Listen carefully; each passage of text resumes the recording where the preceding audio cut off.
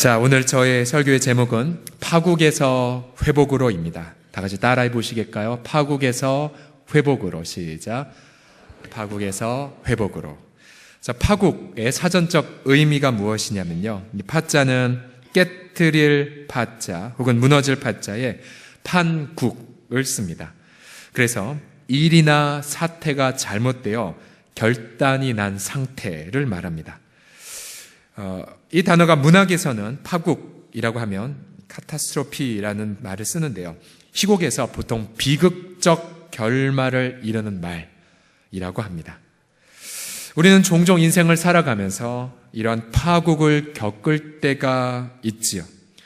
우리는 그 파국의 한 복판에서 절망을 하고, 그래서 많은 이들은 그 절망의 한가운데에 유일한 출구로 자살을 생각합니다. 우리가 이 오늘 본문에서 야곱과 그 가정에서 일어난 일들을 정리해 보면요, 파국의 가정이 없습니다. 이런 파국의 가정도 없습니다.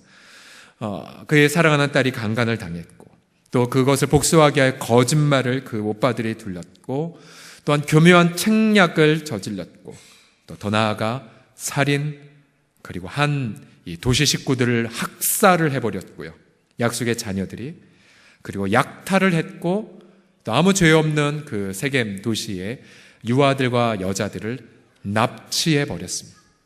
마치 이 아프리카의 보코하람이라는 무장단체가 죄 없는 사람들을 불태우고 그렇게 여아들을 납치하는 것과 똑같은 모습을 시므온과 레위가 저질렀죠.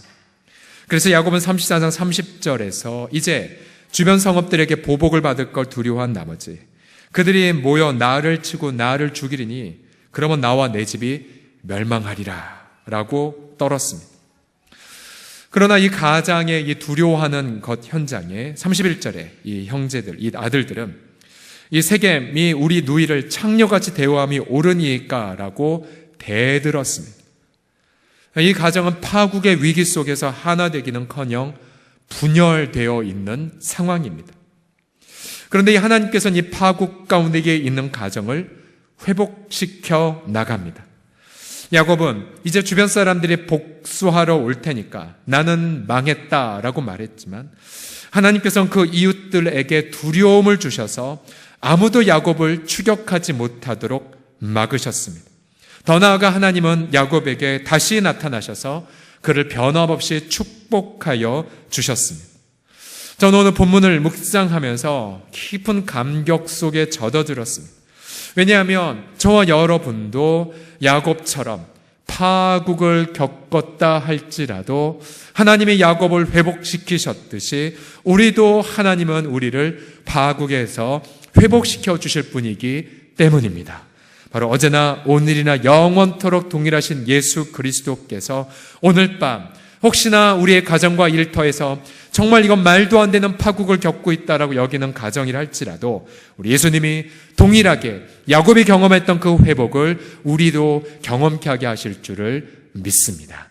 그러면 어떻게 하나님께서는 파국에서 우리를 회복으로 인도하실까요? 첫 번째로는 은혜의 감격을 회복하심으로 파국에서 회복하십니다. 첫 번째를 따라 하시겠습니다. 시작. 은혜의 감격을 회복하심으로. 1절을 보시게 되면요, 하나님이 야곱에게 이르시되 일어나 베델로 올라가서 거기 거주하며 네가 네 형 에서의 낯을 피하여 도망하던 때에 내게 나타났던 하나님께 거기서 제단을 쌓으라 하신지라. 자, 앞서 34장 31절까지 야곱은 두려움에 떨었고 또 그 아들들은 아버지에게 대들었던 그 모습, 그 속에서 야곱은 무엇을 결정하고 어디로 가야 할지를 알지 못했습니다. 그런데 이 회복의 주도권은 사람이 아니라 하나님이 시작하신 것을 보십시오. 회복은 사람이 시작하지 못하고 하나님이 시작하여 주셨습니다. 하나님은 가장 먼저 야곱에게 말씀하기 시작하셨죠. 하나님은 파국 속에서 어찌할 줄 모르는 야곱에게 4가지로 말씀하셨습니다. 야곱아, 너가 지금 그 자리에서 일어나라. 너의 그 두려움의 자리에서 일어나라.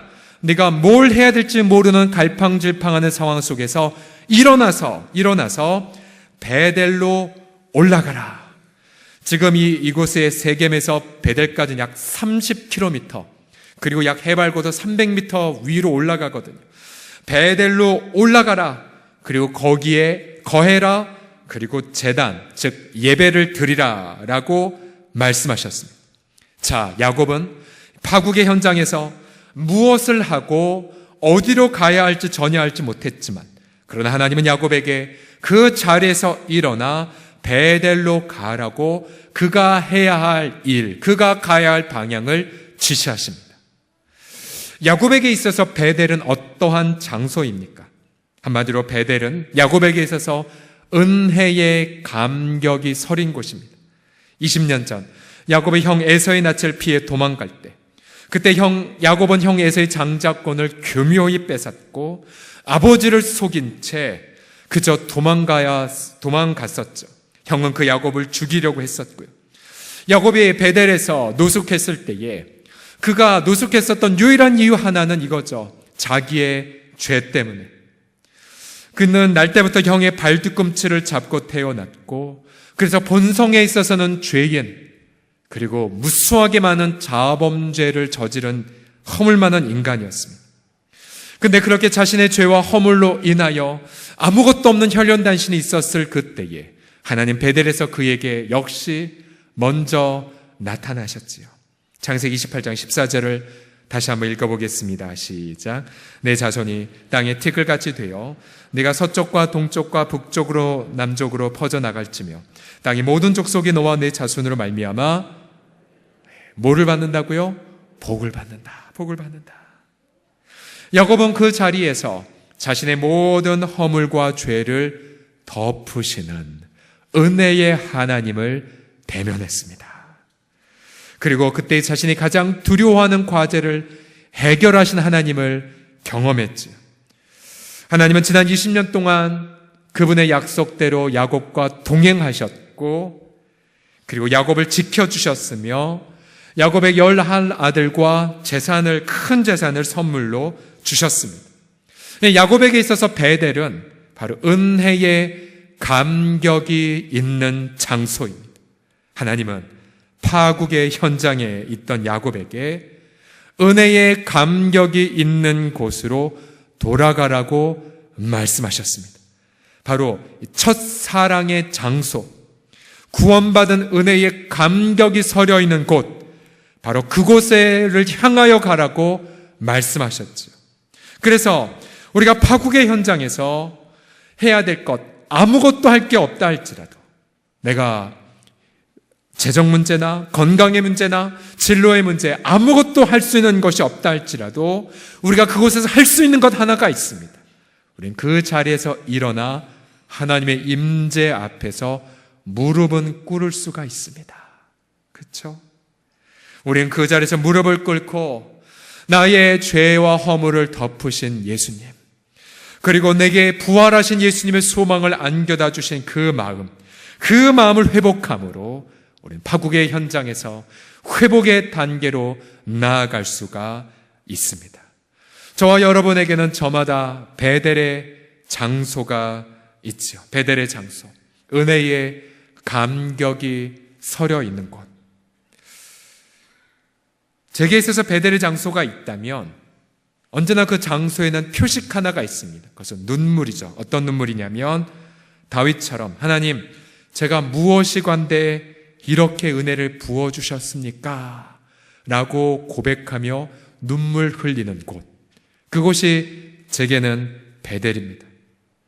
또 청년 시절 정말 미래도 아무것도 보이지 않았고 또 아무것도 없고 열등감도 가득했던 제가, 하나님 정말 열방을 주십시오, 제 모든 걸 바치겠습니다 라고 바치고 또 기도하고 그렇게 목이 쉬도록 부르짖었던 그때의 애절한 마음, 그곳이 바로 제게는 베델입니다. 또 영하 25도에서 하나님이 러시아 민족이 주 앞에 돌아오게 해달라고 기도하면서 이 도시를 십자가로 가로지며 홀로 그렇게 여리고 기도 작전을 했던 그 러시아에서 하나님이 부어주셨던 열정, 그것이 바로 제게는 베델의 장소. 무엇보다 새벽에 중보의 제단을 쌓았을고 또 말씀을 묵상하며 주님을 사랑할 때에 하늘에서 한없이 달콤함의 은혜가 쏟아지는 곳, 그래서 어린아이처럼 뛸 듯이 기쁨으로 하루를 시작하게 하시는 것, 그것이 제게는 베델입니다. 베델. 우리 사랑하는 심야기도 성도님들의 베델의 장소, 혹은 베델의 감성, 혹은 베델의 어떤 기억, 베델의 마음은 어떠한 곳입니까? 우리가 파국의 현장 속에 있다 할지라도 주님은 오늘 밤 동일하게 우리에게 말씀하십니다. 일어나, 일어나, 너의 베델로 올라가라고요. 십자가를 붙잡고 죄 용서의 감격, 그 눈물이 가득했던 곳으로 가라고요. 내 남은 인생 전부 주님께 바치겠다라고 고백했던 그 곳으로, 그 마음으로 회복하라고 주님은 이 시간 오늘 밤 성경을 통해 말씀하십니다. 저는 저와 여러분 모두가 날마다 이 베델, 이 하나님의 집 베델로 날마다 돌아가기를 선택하여 파국의 현장에서 회복을 경험하는 우리 모두가 되시기를 예수님의 이름으로 축복합니다. 옆 사람 보며 자신을 향해 이렇게 고백하겠습니다. 날마다 저의 베델로 올라가겠습니다 라고요. 시작. 날마다 저의 베델로 올라가겠습니다. 아멘. 두 번째로, 어떻게 하나님은 파국에서 우리를 회복하실까요? 두 번째로, 내적 성결을 회복하심으로 인도하십니다. 두 번째를 같이 읽어보죠. 시작. 내적 성결을. 하나님은 야곱에게 베델로 올라가라고 말씀하시자 야곱은 가족들에게 모든 우상들을 버리고 정결케 하고 의복을 바꾸라고 명령합니다. 자, 이 하나님의 은혜에 대한 감격은 언제나 내적 성결에 대한 결단으로 이어집니다. 야곱은 하나님이 너 우상 버리라 라는 말씀이 없었음에도 영적인 본능으로, 우리가 은혜의 감각이 회복되면 본능적으로 내가 뭘 회개해야 될지, 내가 뭘 버려야 될지 그걸 본능적으로 알고 회개를 시작하죠. 그 당시에 야곱의 가정에는 많은 우상들이 있었던 것 같습니다. 우선 대표적으로 야곱의 아내 라헬은 이 바단 아람에서 도망 나올 때에 자신의 아버지가 섬겼던 수호신 드라빈, 사람 모양으로 생긴 자그마한 우상을 몰래 훔쳐오기도 했었죠. 야곱은 이 상황 속에서 3절에서 이렇게 내적 성결을 할 것을 선포합니다. 3절을 다 같이 읽어보죠. 시작. 우리가 일어나 베델로 올라가자 내 환난 날에 내게 응답하시며 내가 가는 길에서 나와 함께 하신 하나님께 내가 거기서 제단을 쌓으려 하노라. 아멘, 아멘. 자, 야곱은 가족 모두에게 함께 베델로 올라가자 그러면서 자신은 거기에서 환난 날에 자신에게 응답하셨고 자신의 지나간 인생 역정 가운데 함께 하셨던 주님께 예배드릴 것이라고 선포합니다. 사실 그동안 야곱은 우리가 지난주에 살펴보았듯이 가장으로서 방임과 무책임으로 일관했습니다. 어쩌면 야곱은 이 파국의 현장 속에서 내가 가장인데 어떻게 해결해야 될지를 몰라 자책감과 열등감 아니면 상황과 환경에 대한 어떤 원망으로 일관했을지 모릅니다. 그러나 이 순간 야곱은 가장으로서 자신의 무엇을 가장 먼저 해야 될지를 알았습니다. 그는 가장으로서 가장 먼저 자신의 가정 가운데 무너진 예배를 회복해야만 했습니다. 그는 가장으로서 예배를 선포했습니다. 그리고 모든 우상들을 거두어 땅에 버려버렸습니다. 그러자 야곱이 일어나 우상을 제거하고 예배를 회복하자 비로소 그는 가장으로서의 책임을 회복하기에 이르렀지. 하나님은 그러한 가장에게 5절을 통하여 이러한 응답을 주셨습니다. 5절을 보시면 그들이 세겜을 떠나 베델로 향하였으나 하나님의 그 사면 고울들로 크게 두려워하게 하셨으므로 야곱의 아들들에게 복수하려고 칼을 들고 오는 자가 한 명도 없었습니다. 자, 아직 베델에 이르지 않았지만 그러나 야곱 가문이 난 예배할 거다. 나의 환난 날에 응답하셨고 지나간 인생 역정 가운데 함께 하신 주님께 난 예배 드릴 거다. 너희 나 따라라. 우상을 다 버려라 라고 가장이 선포하자 아직 베델이 당도하지 않았는데도 파국의 원인이 해결된 것을 믿으시기 바랍니다. 우리 사랑하는 성도들이요, 우리가 파국 속에서 아무것도 할 수 없지만 우리는 앞서 무릎 꿇는 예배는 선택할 수 있다고 말씀드렸죠. 또 우리는 무릎 꿇는 예배를 선택할 수 있을 뿐만 아니라 또 내적인 성결도 선택할 수가 있습니다. 그러기에 우리는 두 가지의 도전에 직면하겠죠. 내가 예상하지 못했던 파국을 겪었을 때에 우리의 죄의 본능을 조차 에이 이렇게 망해버렸으니 마음껏 죄나 지어버리자. 그래서 끊었던 술을 찾고 그리고 끊었던 방탕의 자리로 나아가는 경향이 있을 수 있고요. 그게 바로 저와 여러분들의 내면의 한 단면입니다. 그러나 야곱처럼 파국을 겪었어도 나는 무릎 꿇고 예배하리라. 내가 예배하다 망하는 한이 있더라도 내가 우상과 타락을 허락하지 않을 거다라고 선포하며 오히려 더 내적 성결을 선택하는 것. 그러나 우리의 경험상 파국의 상황에서 내적 성결을 선택하는 것은 쉽지 않은 것 같습니다. 여러분 어떻게 생각하십니까? 여러분 옆 사람을 물어보십시오. 망했을 때 죄를 지으시겠습니까? 성결을 선택하시겠습니까? 그럼 생략해서 1번입니까? 2번입니까? 한번 여쭤보시겠습니까? 시작. 옆 사람 보면 1번입니까? 2번입니까? 예. 자, 1번은 죄를 짓는 거, 2번은 성결을 선택하는 겁니다. 저는 저와 여러분 모두가, 저를 비롯해서 저와 여러분 모두가 생각지 못했던 파국을 겪었다 할지라도 우상을 버리고 하나님이 기뻐하시는 내적 성결을 선택하시기를 예수님의 이름으로 간절히 축복합니다. 자, 그러면 이 가장은 어떻게 해서 가장의 본분을 다하겠습니까? 돈을 많이 벌어와서 혹은 가족을 위해 큰 집을 마련할 때 그렇지 않죠. 가장은 바로 하나님 한 분만을 나는 예배하겠다라는 결단을 통해서만 비로소 가장의 책무의 첫 단추를 꿰게 됩니다. 이 땅의 많은 가장들이 가정에서는 외톨이이고 자녀들에게는 말이 통하지 않은 아버지로 전락해 버렸을까요? 여러분 아버지 학교에 가시면 언제나 아버지 학교의 첫 번째 영상은 이걸로 시작됩니다. 지금도 그럴 것 같은데요. 문을 이제 밤 늦게까지 퇴근해 문을 똑똑 두드리면 아무도 응답 안 하고, 그리고 집에 들어가서 우두커니 텔레비전 보면 자녀는 아버지에게 인사도 안 한 채 자기 방에 쏙 들어가고 아내는 옆에서 그냥 음식만 차려주고 말도 안 하고, 그러다 잠시 바뀌어서 소주병 한 잔 들고 정처 없이 한강거리를 거니는 무너진 아버지의 모습, 그걸로 늘 언제나 아버지 학교가 시작이 되었죠. 과연 아버지가 영향력을 잃어버린 게 돈 때문일까요? 아니면 명예를 잃어버린 것 때문일까요? 그렇지 않죠. 그냥 처음부터 하나님과 물질 사이에 머뭇거렸기 때문에, 혹은 세상의 가치관과 천국의 가치관 사이에 머뭇거렸기 때문에 바로 거기에서부터 아버지의 영향력을 잃어버린 것 아닐까요? 나를 사랑하셔 자기 목숨을 바치신 예수님만을 경배하지 않았던 것, 또 무수하게 많은 내면의 우상들 때문에 내적 성결 혹은 예배의 결단보다는 그저 세상과 이 하나님과의 사이를 머뭇거렸던 그 연약한 신앙 때문이 아닐까요?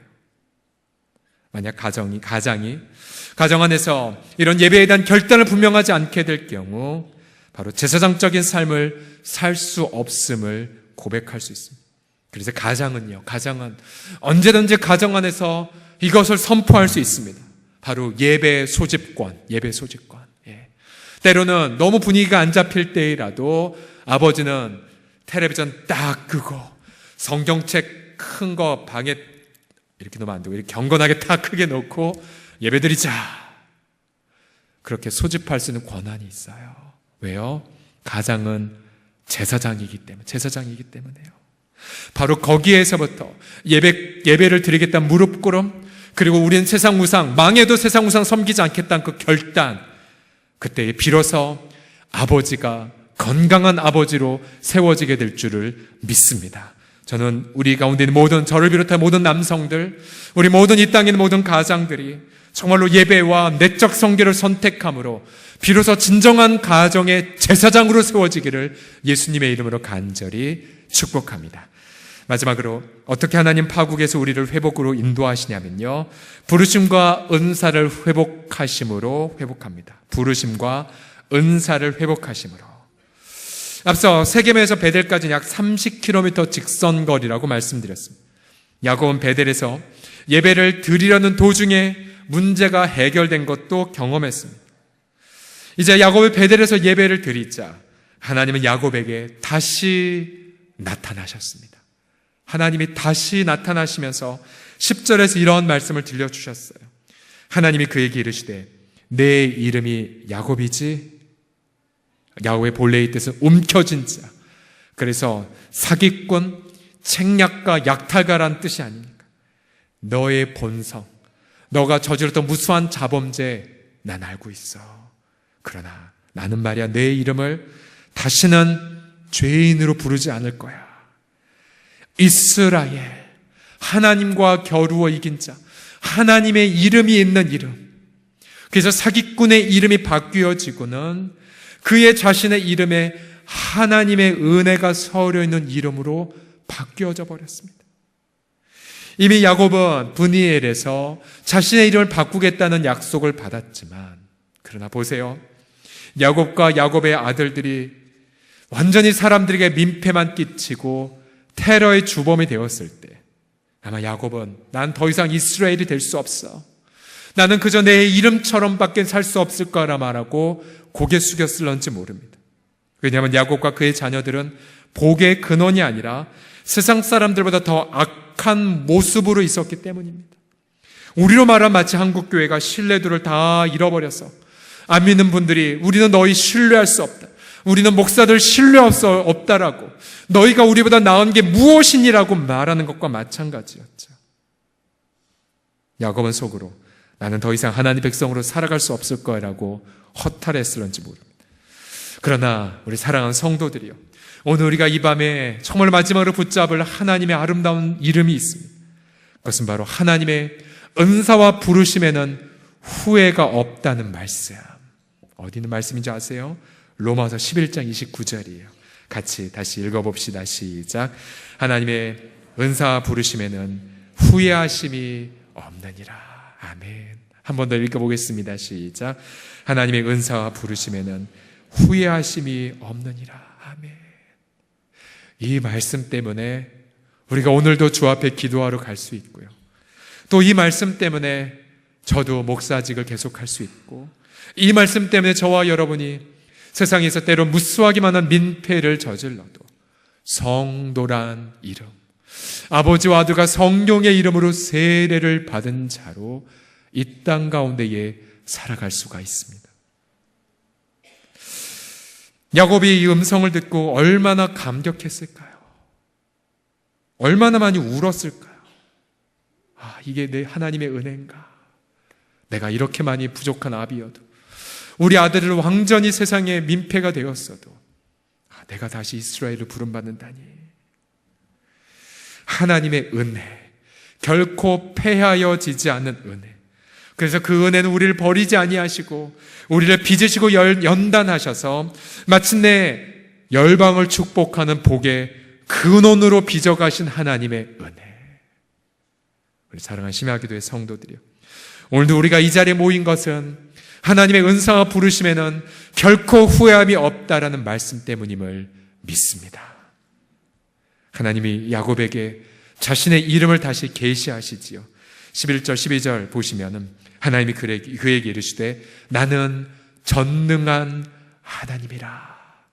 전능한 하나님을 히브리어 말로 엘 샤다이, 나는 엘 샤다이니라.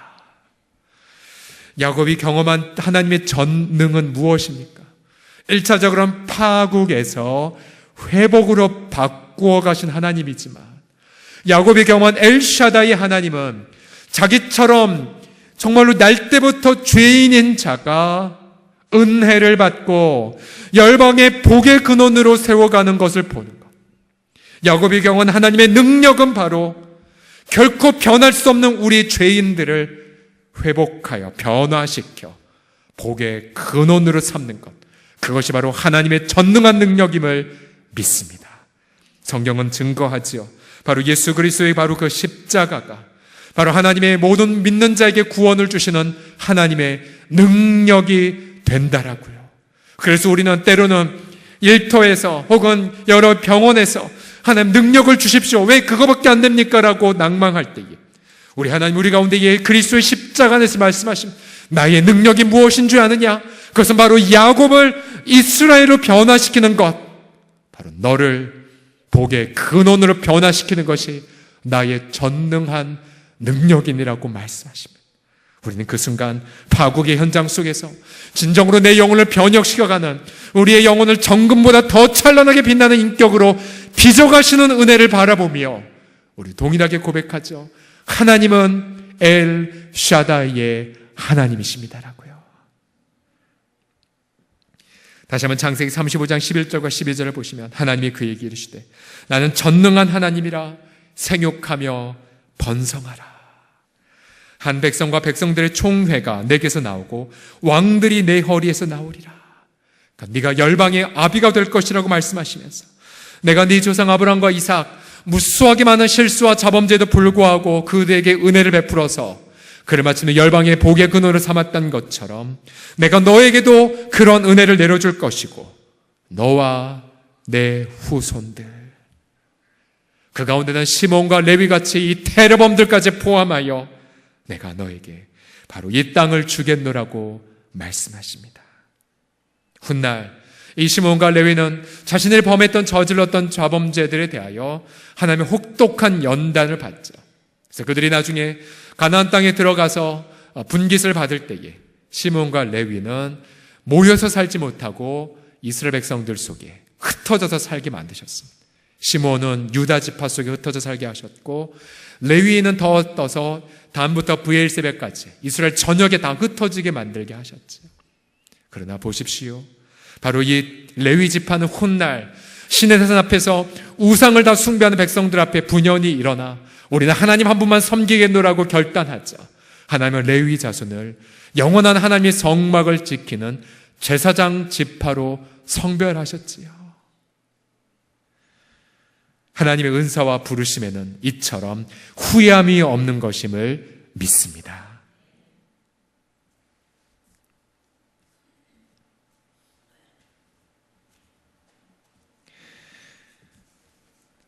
저는 지난 수요일에 이 옆에 있는 우리 간호대학교의 학보사의 기자에게서 취재 전화를 한 통 받았습니다. 내용인 즉슨즉 저희 교회가 지난달 주일날 우리가 제대로 홍보도 안 한 것 같은데요. 우리가 서울 간호대학교에 장학금을 전달했어요. 전달한 장학금을 제 내용을 자신들의 학보사 1면에 싣겠다는 것이었습니다. 우리는 그동안 성도들의 헌금, 우리 성도들의 정말 그 오병이와 같은 헌금, 또 과부의 두렛돌 같은 헌금들이 차곡차곡 쌓여졌었고, 제가 작년까지는 주로 우리 교회 성도들의 자녀들에게 장학금을 주었었죠. 그러다 이제 올해부터 오랫동안 기도해왔던 것처럼 올해부터는 지역과 함께 나누자. 그래서 가장 가까운 학교인 간호대학교 학생들에게 연간 1천만 원의 장학금을 주기로 저희가 함께 결의를 했었습니다. 저는 그냥 조용히 전달하려고 했었는데 전달하려는 날 총장님 또 모든 교수님들 한자리에 오셔서 깊은 감사도 드리고 사진도 찍어 가시고 너무 좀 부담스러웠습니다. 너무나 당연히 할 일인데 신문에까지 나오느냐. 그러면서 저는 우리 교회 공동체가 그전에는 예배당 안에 갇혀서 우리끼리만이었다면 이 장학사역조차도 이제 이 담을 넘어 이 지역에 자그마한 축복의 씨앗이 되었구나. 저희가 신앙 여부를 다 떠나서 그냥 멀리 지방에서 오는 학생들로 한정을 했는데, 물론 대부분의 학생들은 다 크리스찬들로 뽑았긴 했지만요. 그러면서 그 땅에 정말 N포세대라고 절망한 우리 젊은이들에게 자그마한 씨앗을 교회가 주었다는 사실에 얼마나 감격했는지 모릅니다. 이번 4월달 필독서 중에 숨지만 내 인생이자라는 책이 있습니다.